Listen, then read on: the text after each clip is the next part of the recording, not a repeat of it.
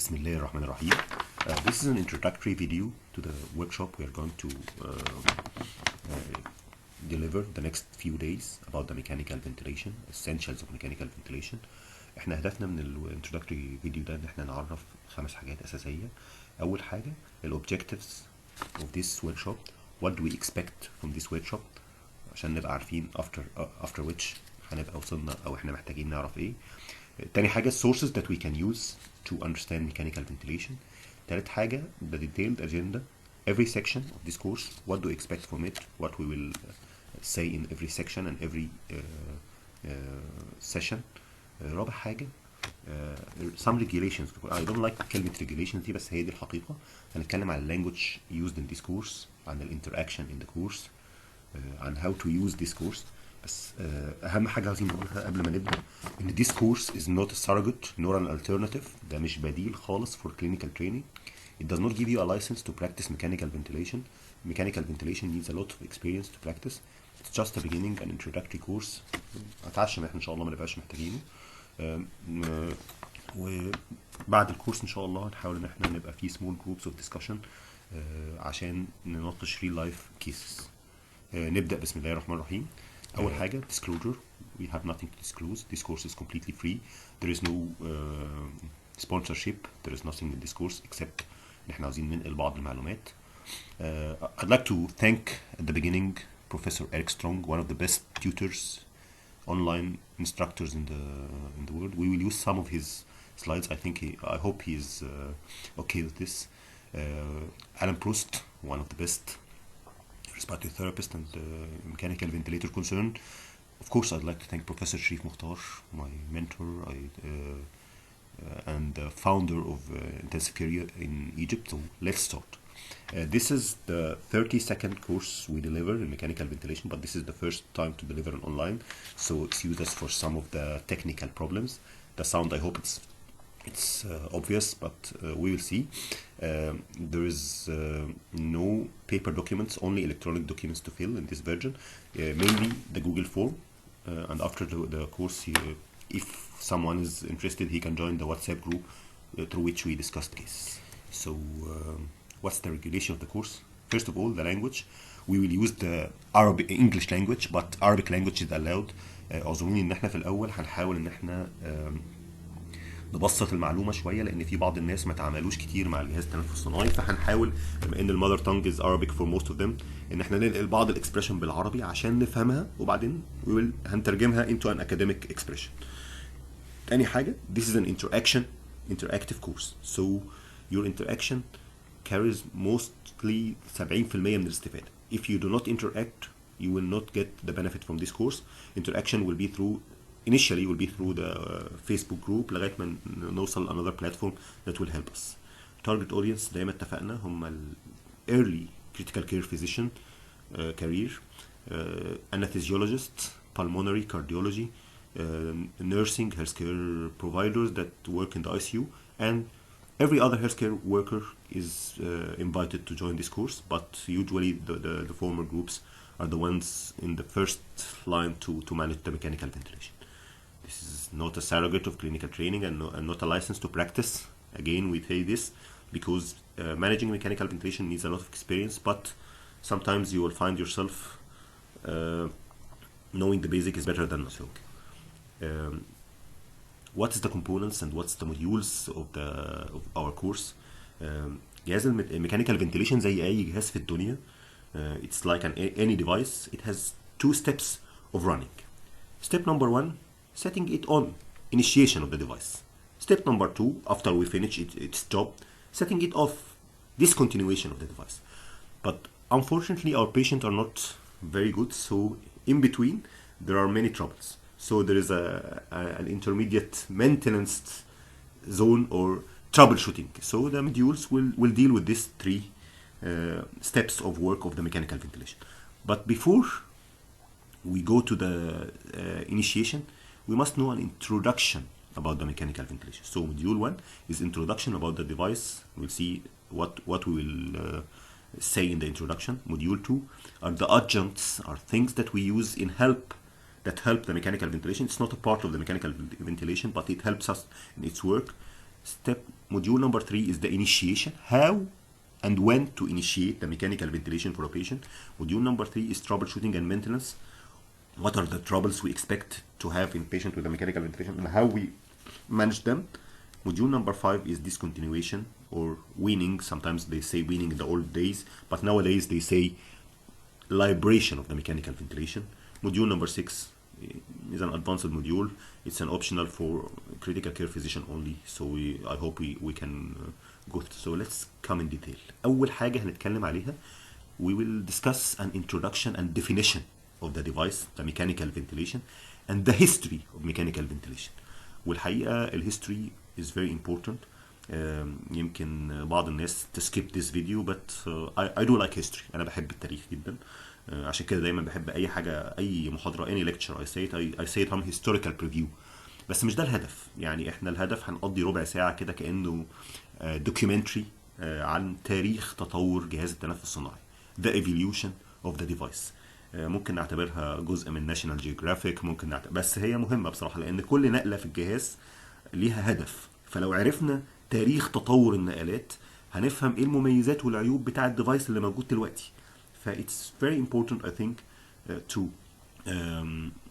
know some historical preview about the mechanical ventilation concept itself. حتى مش الجهاز, يعني الناس فكرت في الديفايس امتى. هنكتشف ان احنا since الحضارات القديمة هم بيفكروا في artificial breathing من ايام الفراعنة والهنود والصينيين من زمان جدا. تاني حاجة هنتكلم عليها generations of mechanical ventilation. The positive pressure ventilation that we do have in our country now, اللي هو الجهاز المتواجد اللي احنا كلنا عارفينه, دي 5 generations موجودين. طبعا الجنريشن الاولاني والثاني I don't think they are anymore in the market, but we still have the third and the fourth and the fifth generations. فمتهيألي لازم نبقى عندنا خلفية, حتى لو خلفية هندسية بسيطة, الفروقات ما بين these generations, عشان لما يكون عندك ديفايس قديم, وده بيحصل في بعض وديفايس جديد, بعض الناس بتفضل تستخدم الديفايس القديم despite ان هو مش بيؤدي نفس المهام بنفس الكفاءة من الجنريشن الجديد. فلازم نبقى فاهمين ايه الفروقات, ولو اضطرينا نستخدم القديم نبقى عارفين ايه الدروباكس او ايه المشاكل اللي هتواجهنا في هذه القصة. اهم نقطة في الموضوع هي النقطة دي, اللي هي how and why do we take a normal breath. عشان احنا عاوزين نعرف الفرق ما بين النورمال بريث والميكانيكال بريث. هي دي لب المشكله, هي دي القضيه كلها, هي دي الميكانيكال فنتيليشن. احنا نفهم النورمال بريث, احنا ليه بناخد نفس وازاي بناخد نفس, وليه بنعمل مجهود في النفس, work of breathing. عشان احنا لو ما قدرناش نعمل المجهود ده بكفاءه هنضطر ان احنا نحط حضرتك بعد الشر عنك على جهاز يساعدك او يريبليس السبونتينيوس بريثنج. فلازم نفهم السبونتينيوس بريثنج ان ديتيل. في بعض الفسيولوجيكال كونسيدريشن اللي تهمنا, القواعد الاساسيه اللي هي بتحكم عمل او تحكم التنفس, فلازم نبقى فاهمينها. لازم نبقى فاهمين حاجه يعني ايه كومبلاينس, يعني ايه ريزيستنس, يعني ايه الاستنس, يعني ايه بريشرز. دي الحاجات اللي احنا هنستخدمها في النفس الصناعي, فلازم نبقى فاهمينها اصلا في النفس الطبيعي. بعد كده نبتدي بقى نتكلم على الميكانيكال بريث, النفس الصناعي. النفس الصناعي زي ما بقول لبعض اخواتنا الصغيرين, في الميكانيكال فنتيليشن عباره عن 4 أربعات. دايما كنت بحب اقولها دايما في الكورسات السابقه. لو حضرتك فهمت ال4 أربعات دول, حضرتك تقدر تدي الكورس ده لاي حد. هما ايه بقى ال4 أربعات دول لما نوصل ايه؟ mechanical ventilation is a 4 sets of 4. If you understand these 4 sets of 4, you can give a course of mechanical ventilation. بعد كده هنتكلم على الكومبوننتس اوف ميكانيكال فنتيليشن. هنجيب الجهاز ونعرف what's the input to the device, what's the output, what's the process, what's the monitor, how does it function, every part من الديفايس, ايه الاكسسوارز اللي بتتحط في الديفايس. هنجيب كل بارت من الديفايس ونحاول ان احنا نفهم ايه وظيفته, بحيث لو حصل فيه simple technical problem نقدر نمانج this simple technical problem بسهوله.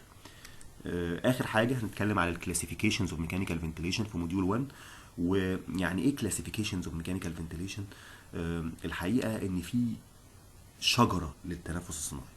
لو لازم حضرتك تبقى باصص من فوق كده, نظره من فوق, وعارف ايه الانواع المختلفه او ايه التقسيمات المختلفه للميكانيكال فنتيليشن. لان انت لو عارف تقسيمه واحده او تقسيمتين, حضرتك دايما هتستخدم اللي انت عارفه.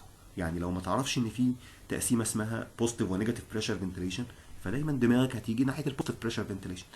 لو ما تعرفش ان في حاجه اسمها انفيزيف ونون انفيزيف according to the interface, دايما هتفكر في الانفيزيف.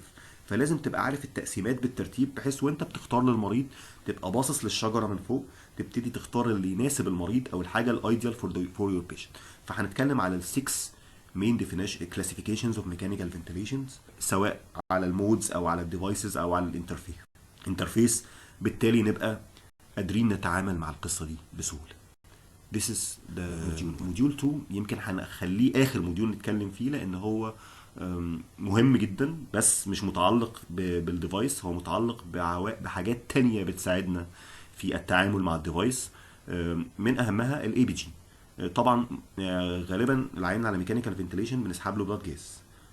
By the way, how many blood gases do you need for a mechanically ventilation patient per day؟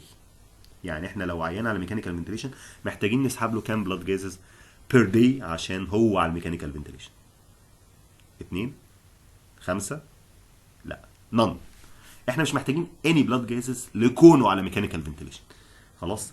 we can monitor the patient without using a blood gas, but usually we will need the blood gas because the patient is critical to monitor the acid base for other reasons.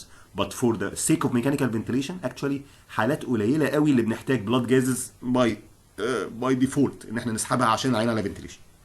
بس لو سحبنا blood gases لازم نعمل لها proper interpretation، يعني لازم نقدر نستفيد الاستفاده القصوى من البلاد جاز. خلاص. لازم يبقى عندنا algorithm how to read the ABG and how to interpret the ABG and how to get benefit, how to get the 6 main information out of the ABG so that we don't miss anything. عشان أسوأ مشكلة في الطب السبوت diagnosis. We just look at the blood gases. oh metabolic acidosis. والبيشنت البلاد جاز بتاعتنا فيها مثلا جلوكوز ليفل and the patient is hypoglycemic, his glucose is 30 ملغ per deciliter. دايما رتب افكارك وامشي بالترتيب. تاني حاجه airway assessment and management. طبعا ده محتاج clinical training ومحتاج long experience. so we just say the principles of the airway. الميكانيكال فنتيليشن مش هيتوصل على العيان دايركت، دايما في وسيط او انترفيس ما بين العيان وما بين الجهاز. الوسيط ده قد يكون invasive او قد يكون non invasive، فلازم نعمل evaluation للبيشنت، assessment للايرواي بتاع البيشنت، واسسمنت للنيد اوف ذا انترفيس، هو محتاج which type of interface، واسسمنت للديفيكالتي اوف ذا انترفيس. ولازم الاسسمنت دي تتم بسرعه جدا، لان احنا نفترض ان احنا مثلا قررنا ان احنا نعمل انفيزيف انترفيس للبيشنت ونعمل له ميكانيك انتوبيشن، اندوتوكيال انتوبيشن. طب يا ترى التيوب دي ايزي ولا ديفيكولت؟ انا لسه ايرلي كارير كريتيكال كير فيزيشن، يا ترى اجيب ماي سينيور ولا اي كان بروسيد؟ كان ممكن يبقى اوبيس، طب شورت نيك. اقعد افتكر في الحاجات اللي بتقولي ده المرحوم الله يرحمه كان ايزي. لازم يبقى عندنا طريقه سهله وسريعه to evaluate the difficulty because the management of a difficult airway usually differs في الاستراتيجي عن المانجمنت of an easy airway. احنا مش this is not a license to practice airway again. Airway practicing is only for experts, so please this is just saying the principles of the airway assessment and management that we need in the mechanically ventilated patient. Number 3 we'll talk about the pulmonary function test. والحقيقه ان في pulmonologist كتير او chest physicians كتير معانا في الكورس، فانا مش هقدر اتكلم كتير في وجودهم، لكن انا هقول ايه الهدف من البلمونري فانكشن تيست اللي احنا بنستفيد بيه كانتنسيفست. هي ايه اصلا البلمونري فانكشن تيست؟ هي simple it's not complicated at all bedside test. الهدف الاساسي منها ان احنا نقسم اللنج واللنج ديس اوردرز بتاعت العيان الى انواع. ده الهدف الاساسي، ان احنا نترياج العيانين، نقسمهم. هنكتشف ان احنا عندنا 3 types of lungs: normal lung, restrictive lung disease, obstructive lung disease. طب what's the benefit ليا لو انا عاوز اعمل mechanical ventilation ان انا اعرف نوع اللنج؟ لا ده very important issue. حضرتك لما تيجي تعمل initial setting زي ما هنشوف بعد كده، او لما تيجي تحط استراتيجي او خطه للعيان، خطه العيان هتختلف زي بالظبط في الكوره. لما يجي الاهلي يلعب اسمنت اسيوط غير لما يلعب الزمالك، هيحط خطه مختلفه تماما. كذلك احنا واحنا بنعمل mechanical ventilation to our patients, when we know that this lung is restrictive, it's a different strategy than we know that this lung is obstructive or this lung is normal. طبعا هنحط strategy for the unknown lung، دي اللي هنبدا بيها. If we don't know anything about the lung, we don't have any pulmonary function test، هيبقى عندنا initial settings that we start from for any lung. But if we know extra information اللي هي نوع اللنج، is it a restrictive lung disease زي ال ARDS، خلاص. يبقى يعني ايه restrictive؟ يعني حجم اللنج صغير، فبالتالي هنضطر. يعني ايه اللنج صغير؟ يعني انا لو طولي 180 سم ودكتور حسين ده طوله 180 سم برضه، واحنا الاثنين احتاجنا ميكانيكال فنتيليشن. احنا الاثنين ميل واحنا الاثنين نفس الطول ونفس الوزن واحتاجنا ميكانيكال فنتيليشن. النظره الاولانيه لو انا ما اعرفش حاجه عن الاثنين ان انا هديهم نفس نفس الفوليوم لان حجم اللنج واحد. لكن لو انا عارف ان انا دكتور محمد امين ريستريكتيف لانج ديزيز، يبقى حجم اللنج بتاعي صغير، يبقى هضطر اديك فوليوم اقل من اللي هديه للدكتور حسين. خلاص لازم، لان انا لو اديتك نفس الفوليوم اللي هديهوله اللنج بتاعتك صغيره مش هتستحمل، ممكن تفرقع. طب ما كده السي او 2 عندي هيعلى، انا هاخد مينت فوليوم قليل في الدقيقه والسي او 2 هيعلى. لا، ما انا هزود له الريت. هيبقى في استراتيجي مختلفه بالترتيب هنقولها لو العيان ده ريستريكتيف لانج ديزيز. طب لو اوبستراكتيف لانج ديزيز، ايه مشكله الاوبستراكتيف لانج ديزيز while being ventilated؟ الميكانيكال فنتيليشن از ا كومبريسور هيزق الهواء جوه اللنج بتاع العين، بينفخ الهواء جوه اللنج بتاع العين غصب عنه. المشكله هتبقى في الاكسبيريشن. يبقى العين الاوبستراكتيف لانج ديزيز لازم اساعده في الاكسبيريشن، لازم يبقى عندي استراتيجي ان انا اساعده getting out the air. خلاص، فلو عارف نوع اللنج ده هيفرق جدا في السيتنجز اللي انا هختار ابدا بيها للعين. نبدا بقى our real course. احنا موديول 2 هنأجله خالص للاخر، لكن احنا هنبدا بموديول 1 then موديول 3 initiation. ازاي نبدا الجهاز؟ عشان نبدا الجهاز لازم نفهم حاجه اسمها الكونفنشنال مودز. يعني ايه conventional ويعني ايه مودز؟ what's the modes what does it mean a mode of mechanical ventilation؟ وايه اللي احنا ويعني ايه conventional، وهنعرف ايه عن الكونفنشنال مودز. طيب، مودز، المود ده عباره عن برنامج كمبيوتر محطوط على جهاز الفنتليتور. اتس بروجرام، كمبيوتر بروجرام ذاتس اون ذا فنتليتور ديفايس، بيتعامل مع العيان، بيجس نبض العيان، بيقيس العيان يا ترى عاوز ياخد نفس ولا مش عاوز ياخد نفس، وبيوزع different types of breath in response to the patient effort.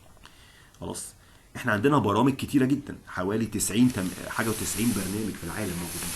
برنامج بيوزع انفاس بطريقه مختلفه. It delivers different types of breath, different programs that delivers different types of breath. لكن الكونفنشنال مودز هم المودز التقليديين الموجودين اللي احنا هنستخدمهم في 90% من العيانين. مش احنا بس اللي بنستخدمهم، all the world even the ventilator companies حاطه الخمسه كونفنشنال مودز دول موجودين على كل الديفايس من سنه حاجه و80 لغايه سنه 2020. اي ديفايس هتجيبه هتلاقي عليه الخمسه مودز الاساسيين دول. ليه؟ لان دول اللي عليهم ايفيدنس بيست، دول اللي الابحاث، العالم كله دلوقتي شغال ايفيدنس بيست ميديسن، دول الابحاث اثبتت ان هم ليهم فايده حقيقيه regarding المورتاليتي والويننج اوف ميكانيكال فنتيليشن. حضرتك لازم تعرف الكونفنشنال مودز دول باي هارت. اي مود في الدنيا حضرتك محتاج تعرف عنه 8 معلومات، لو فهمتهم حضرتك كده متقن المود. يعني هم لو اخترعوا مود جديد في اليونايتد ستيتس دلوقتي وسموه اكس واي زد مود، حضرتك هتسال اللي هيقول لك المود دوت 8 اسئله.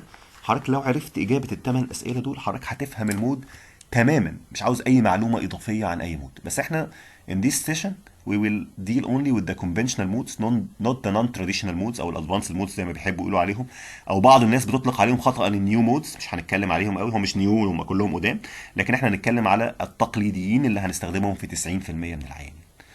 بعد كده هنتكلم على الانيشال سيتنجز. يعني ايه انيشال سيتنجز؟ يعني لما يجي لنا العيان we don't know anything about his lung and he needs a mechanical ventilation، هنرتب دماغنا ازاي؟ what's the algorithm of thinking؟ how do we set the ventilator to suit our patient، ليناسب العيان بتاعنا. هنبتدي نفكر ازاي لو جالنا عيان ما نعرفش عنه حاجه، نبتدي ايه ترتيب الاسئله اللي هيجي في دماغنا عشان نحط السيتنجز لهذا المريض عشان تناسبه. بالمناسبه الانيشال سيتنجز دي بتتغير بعد قد ايه؟ when do we change the initial settings؟ ساعه، نص ساعه، واحنا واقفين. احنا دي مجرد استرشاد، نقطه بدايه بنبدا منها. it's just a beginning point. واحنا واقفين قدام العيان بنبص على البيشنت بارامترز، بنبص على الفنتليتور جرافز، دي اهم حاجه عشان نشوف السيتنجز اللي احنا حطيناها دي السوتنج ذا بيشنت، مناسبه للعيان ولا لا. لو مش مناسبه هغيرها وانا واقف. ما فيش حاجه اسمها ان انا بستنى فتره واشوف الريسبونس. طبعا في بعد فتره هيفالويت، لكن احنا الانيشال سيتنجز ار جاست نقطه استرشاديه بنبدا منها. ما تنساش وانت بتحط الانيشال سيتنجز ان انت you set up the alarms. setting up the alarms is very important. the alarms are not default زي ما هنشوف. يعني ايه الالارمز؟ الانذارات والتحذيرات اللي الجهاز بيديها لازم حضرتك تقول للجهاز ايه الحدود اللي يدي تحذير عنده. امتى يقول لك انا عندي هاي بريشر، امتى يقول لك انا العيان بياخد تايدال فوليوم عالي. كل عيان it's tailored upon each patient. يعني انت بتظبطها او بتعملها على كل عيان على حسب الايج والجندر والديزيز بتاعه. اهم setting the most important button in our device هو زرار هنعرفه بالتفصيل اسمه البوزيتيف اند اكسبيراتوري بريشر. للاسف هنضطر نتكلم عليه كتير لان ده اهم زرار especially in the ARDS patient especially طبعا لو بنتكلم على كوفيد 19 patients. فاحنا هذا الزرار هو اهم زرار هنحتاج نظبطه، وده اللي عليه الريسيرش. most of the research of the intensivist in the mechanical ventilation is about finding the optimal PEEP. البيب المثالي. how to set up the PEEP. it's very important. طبعا هنحط simple approach ل setting up a PEEP، وهنتكلم على بقيه الابروتشز للناس اللي هم متعمقين في الموضوع شويه. الاوبتيمال بيب ده عامل زي المدينه الفاضله، بلاتو او افلاطون والفارابي كتبوا عليها كتير. طبعا ما حدش لقى المدينه الفاضله، لكن احنا هنحاول نوصل للاوبتيمال. برضه ما حدش لقى الاوبتيمال بيب، بس هنحاول نوصل احسن طريقه نظبط بيها البيب. بعد كده هنتكلم على الفنتيليشن اوف ديفرنت لانج ديزيز. لو انا عارف ان العيان ده ريستريكتيف لانج ديزيز، ايه الاستراتيجي والانيشال سيتنجز اللي هحطها له؟ طبعا اهم حاجه مثال هناخده الاي ار دي اس، وده هنتعمق فيه وهنقوله بالتفصيل، واحد الزملاء ان شاء الله هيكون مشارك معانا في القصه دي. ميكانيكال فنتيليشن اوف اي ار دي اس بيشنت. ايه هي الجولز؟ ايه ترتيب الافكار؟ ايه المونيتورنج؟ بنراقب ايه في الاي ار دي اس بيشنت؟ نظبط السيتنجز ازاي؟ ونعمل ترابل شوتنج للاي ار دي اس ازاي لو العيان لسه ستيل هايبوكسيك. السب تايب الثاني الاوبستراكتيف لانج ديزيز، واشهر حاجه منه السي او بي دي بيشنت. هنتكلم ازاي لو جاء عندنا اوبستراكتيف لانج ديس اوردر بيشنت او كرونيك اوبستراكتيف بالمونري ديزيز بيشنت، هنتعامل معاه ازاي على الميكانيكال فنتيليشن. واخيرا هنتكلم على some of the ventilation strategies in COVID-19 patients. طبعا we don't have too much experience in this، مجرد papers و observational studies حتى even from outside small group observational studies. هنحاول، وللاسف الفنتليتور ما فيهوش كونسنسس، ما فيهوش اتفاق. ومن اهم الحاجات اللي ما فيهاش اتفاق الكوفيد 19 بيشنت مانجمنت اون ذا فنتليتور. للاسف في تو استراتيجيز الاثنين عكس بعض تماما. هنحاول ان احنا نادبت وان اوف ذيم. طبعا العيان، احنا كل عيان هنبدا باستراتيجي، لكن الاستراتيجي دي هتتغير من عيان للتاني على حسب الترابلز او المونيتورنج اوف ذا بيشنت. بس لازم يبقى عندنا استرشاد. طبعا وزاره الصحه المصريه نزلت بروتوكول، والمجلس الاعلى للجامعات نزل بروتوكول للفنتيليشن اوف كوفيد 19 بيشنت، فممكن نبدا بيه كاسترشاد ونقول ممكن نتعامل مع العين ازاي. موديول نمبر 4 ترابل شوتنج. يعني ايه ترابل شوتنج؟ يعني بعد ما حطينا العين على الميكانيكال فنتيليشن بتحصل مشاكل. احنا هنتكلم على المشاكل المتعلقه بالديفايس اند هاو دو وي سولف ات. ف ايه اهم المشاكل اللي احنا كلنا بنواجهها لو العيان على ميكانيكال فنتيليشن؟ اهم مشكله ان الجهاز ما يؤديش الوظيفه بتاعته. هو ايه وظيفه الجهاز؟ جاز اكسشينج. فممكن يبقى عندي هايبوكسيميا او اوكسجينيشن بروبلم. ممكن يبقى العيان على الفنتيليتور اند هيز ستيل هايبوكسيك، مش واصل للتارجت ساتيوريشن اللي انا عاوزه. خلي بالك كل عيان ليه تارجت ساتيوريشن، ليه اوكسجينيشن اند بوينت انا عاوزها. فممكن العيان ما يوصلش للاوكسجينيشن اند بوينت دي، فبالتالي ايه التغييرات اللي هعملها على الجهاز؟ طبعا انا اول حاجه همانج العيان وهمانج الديفايس، اتاكد ان مفيش تكنيكال بروبلم في الديفايس والعيان ما فيهوش مشكله. لكن بعد كده ايه الزراير اللي هغيرها عشان اعالج الهايبوكسيا دي او الاكسجينيشن بروبلم دي؟ ايه السيتنجز او ايه التغييرات اللي اعملها في الفنتيليشن عشان اعالج الهايبوكسيا؟ طب لو العيان مش هايبوكسيك، العيان اكسبتد ساتوريشن لكن هو هايبر كاربيك او هايبوكاربيك، انا اللي كنترولينج. خلي بالك ازاي اعالج الهايبوكاربيا او الهايبر كاربيا يوزنج ذا ميكانيكال فنتيليشن. بعد كده من ضمن المشاكل المشهوره جدا الالارمز. الالارم عمال يزمر، لو بريشر، هاي بريشر. لازم يبقى في دماغي الجوريزم كده او خريطه للتعامل مع الالارمات. اول ما اسمع الارم هتعامل ازاي؟ ايه اول خطوه هتعملها لما تسمع الارم؟ سايلنس الالارم. فعلا اول خطوه بنعملها ان احنا بنعمل سايلنس الالارم. بس سايلنس دي عقبها خطوه، يعني انت مش هتعمل سايلنس الارم وما تعملش حاجه. ولحسن الحظ ان معظم الفنتليتر كومبانيز عامله الالارمز دلوقتي كولر كودد. احنا عندنا الالارمات نوعين، كلينيكال الارمز وتكنيكال الارمز. تكنيكال الارمز دي حاجه متعلقه بالديفايس، وكلينيكال الارمز حاجه متعلقه بالعيان. لكن الفنتليتور كمان بيقسمها لك كلر كودز. يعني معظم الناس اللي شافوا الاجهزه الحديثه هيلاقي ان الالارم ساعات بيزمر ومدي ولون الالارم احمر ريد او يلو اور بلو. So the alarms are color coded. الحقيقه ان الكالر كود دي upon the clinical emergency. يعني red alarm is an urgent life threatening alarm. You should deal with it on time. يعني انت لو معلش بتتغدى ولا بتصلي الظهر تقطع الصلاه وتروح تشوف الالارم. Yellow alarm, it's a very important alarm yet it can wait a little bit. ممكن النيرس يبتدي التعامل معاه ويندهك بعد على طول. بلو الارم يعني حاجه حصلت وانتهت. يعني it's not an actual alarm now. يعني ايه؟ يعني العيان كح مثلا ف during his cough the pressure is high. دلوقتي ما بيكحش فالبريشر is normal. فهو بيقول لك ان في حاجه حصلت ودلوقتي مش موجوده. او النيرس بيشفط للعيان فبيديك لو بريشر الارم وبعدين يوصل العيان تاني فما بقاش في الارم اني مور. سو ذا بلو الارم از جاست فور مونيتورنج. حضرتك ممكن تعمل ريسيت للالارم بكل بساطه لو كان لونه بلو. بعد كده من ضمن الحاجات المهمه بس مش عارف هيسمح لنا الوقت ان احنا في الكورس ان انا نناقشها ولا، هي فيري امبورتنت، الجراف انتربريتيشن. الفنتليتور بيرسم مجموعه من الكيرفات اللي بعضكم شافها وبعضكم ما شافهاش لحسن الحظ. الكيرفات دي بتبان حاجه يعني معقده ولغه صينيه. اتس فيري سيمبل. لو حضرتك عرفت ترتيب قرايه الكيرف حضرتك مش هتقدر اصلا تتعامل مع عيان على فنتليتور من غير الجراف دوت. ليه؟ لان الجراف ده نقل حي للي بيحصل جوه اللنج. بيديك فكره عن كل حاجه جوه لنج العيان قبل ايفن ما تبقى ليها كلينيكال اوتكم. فبالتالي والسيتنجز اللي احنا بنظبطها للعيانين ما بنعرفش نعرف هي كويسه ولا لا الا من طريق الجرافس. فلازم نقدر نتعامل مع الجرافس اللي بتترسم على الفنتليتور. احنا هنحاول ان احنا يعني نحط الجوريزم مبسط كده للناس عشان تقرا الجراف بتاع الفنتليتور. اخر مشكله للعيانين اللي على ميكانيكال فنتليشن او ما قبل الاخيره هي بيشنت فنتليتور ديسينكروني. يعني ايه ديسينكروني؟ يعني ميس ماتش ما بين العيان وما بين الجهاز. يعني الجهاز والدكتور طبعا اللي ظابط الجهاز عاوز يدي العيان النفس بطريقه والعيان نفسه ياخد النفس بطريقه تانية. فبالتالي العيان هيبقى فايتنج ذا ديفايس، هيبقى مش مستريح على الديفايس.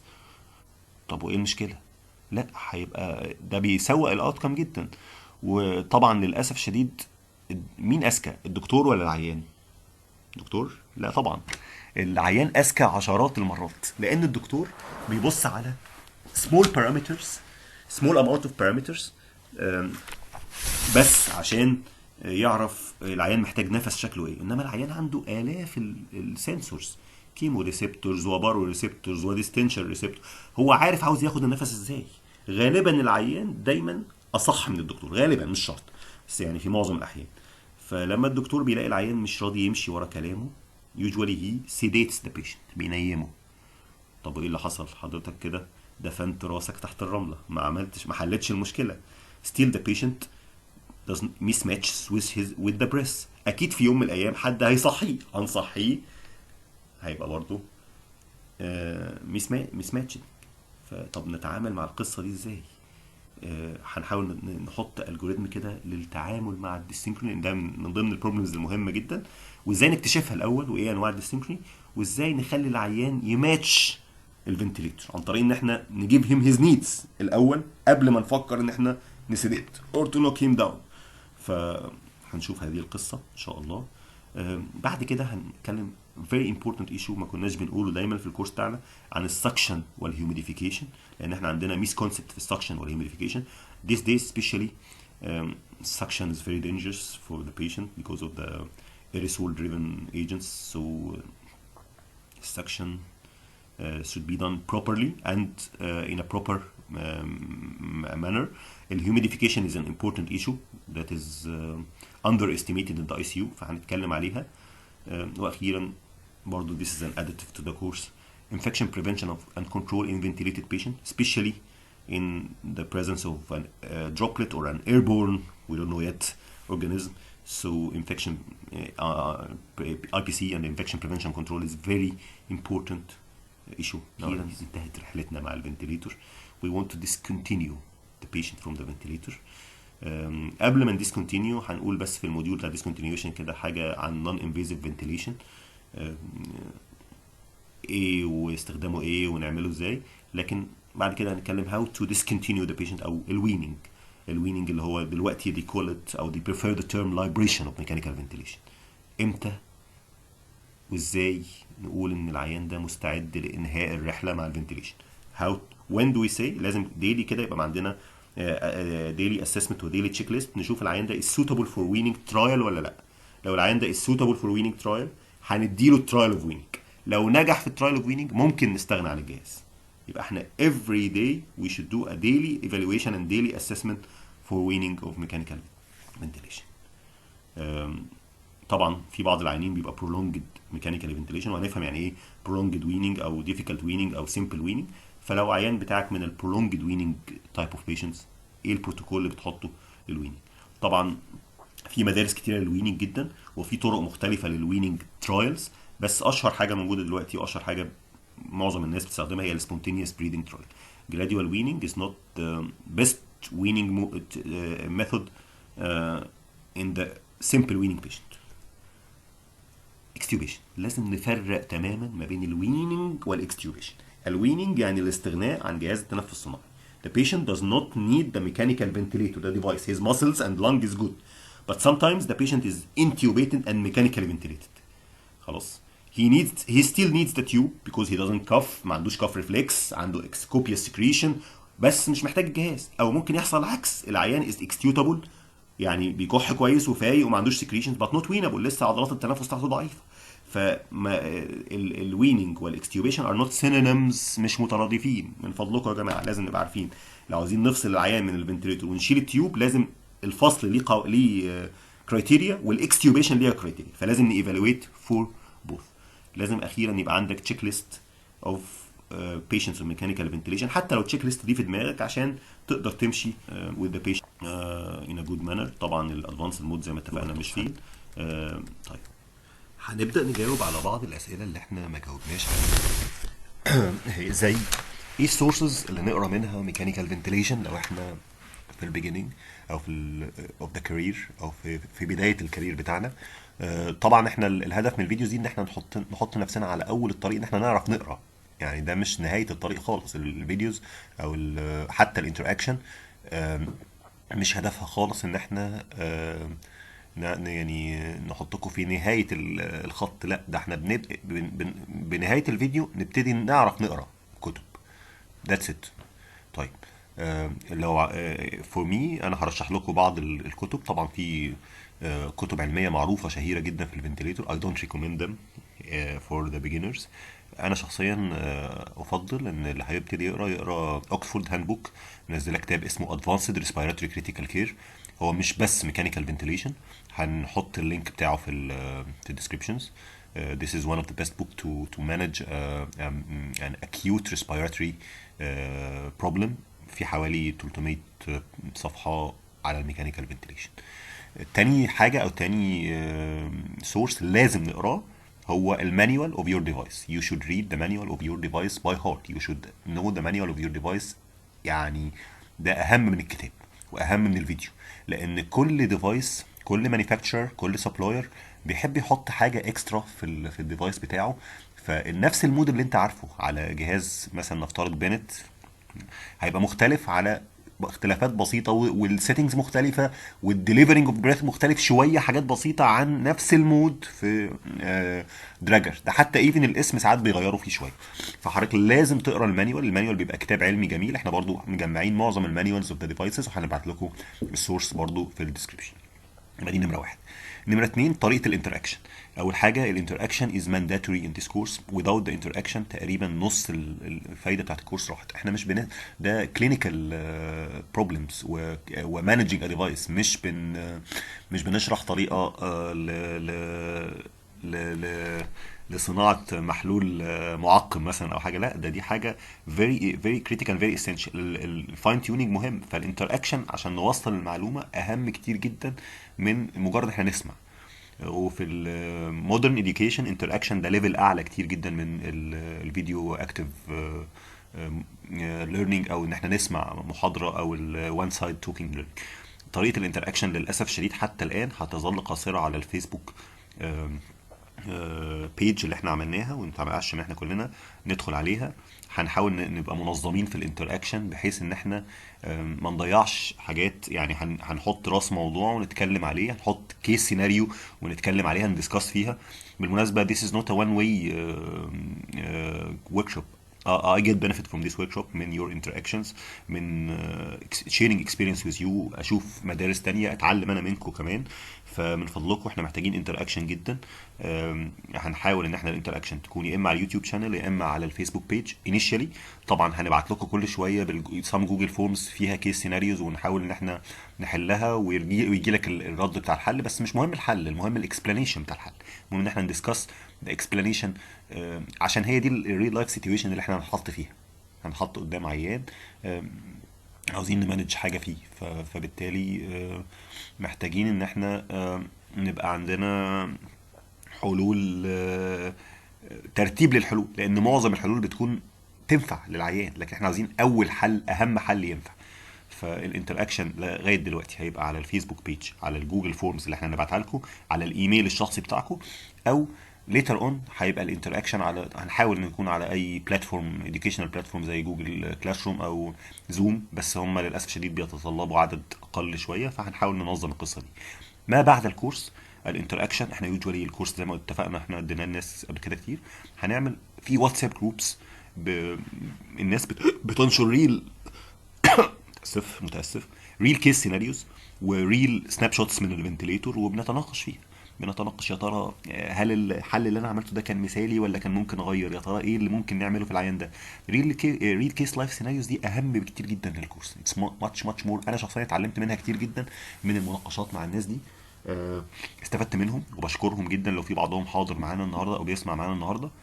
فهنحاول ان يبقى في لايف انتراكشن. احنا تقريبا هيبقى في ساعه ونص او ساعه يوميا، الواحد هيستمع for your questions ويحاول يرد عليها، و هسألكم انا اسئله واستنى اجاباتكم عشان استفيد منكم برضو نفس الكلام. وهيشاركنا كده برضو احد الزملاء في يعني في القصه دي ان شاء الله. ربنا يساعده دكتور عبد الرحمن هيبقى معانا برضو، فان شاء الله الامور تبقى يعني مفيده باذن الله. يبقى احنا كده جاوبنا على الديتيل الاجنده، جاوبنا على السورسز، جاوبنا على الريجوليشن والانتراكشن. هنعتذر شويه ان اللغه في اول اربع خمس فيديوهات هيبقى فيها Arabic وسلانج Arabic ايفن، يعني لغه عاميه، لان احنا المذر تانج بتاعت 97% من اللي حاضرين الكورس ده Arabic وموست اوف ذيم ار Egyptians. فالعقل بيفهم التشبيه باللغه الام اكتر من التشبيه بلغه اجنبيه. يعني طبعا احنا في الاخر لازم هنترجم ده كله لميديكال ترمينولوجي، لان دي سيزون اكاديميك ورك شوب. بس هنحاول ان احنا نقول التشبيهات اللي توصل لذهنك بلغتك الام، وبعدين we will translate it into the academic English or even the Latin.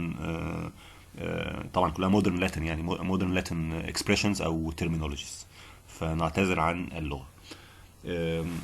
آخر حاجة this course is completely free. I hope that everybody get benefit from it.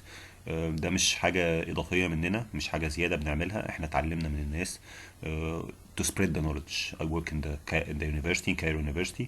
That's my job. So في بعض أكيد في بعض الأخطاء، أكيد في بعض التكنيكال بروبلمز، فاحنا بنعتذر عنها.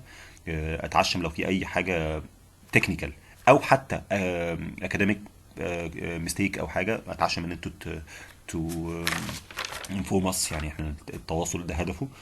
مفيش حاجه كامله، وفي حاجات كتيره جدا لان احنا مجهزينه بسرعه، وللاسف الشديد والاونلاين ده صعب بالنسبه لي، انا ضعيف جدا في الانترنت. فاتعشم ان الامور تبقى واضحه والصوت يبقى واضح. وطبعا مفيش صورتي، انا ما بحبش اجيب صورتي، ملهاش لازمه يعني ان حد بيقول لي طب انت صورتك فين، لا ملهاش موقع يعني انها تبقى موجوده هنا اهو. Thank you very much، ومستني your questions and your interaction. هنبدأ أول فيديو